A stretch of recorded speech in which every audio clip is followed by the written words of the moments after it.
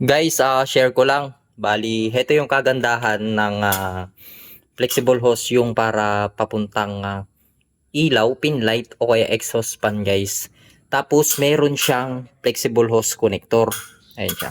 Malinis siya. Tapos hindi siya basta-basta mahihila.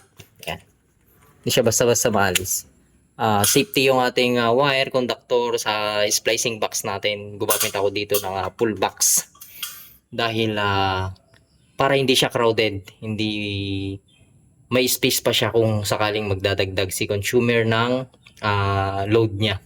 Gaya ng pin light, strip light o kaya kung ano man yung ipapasok niya dito, kukunin sa lighting outlet.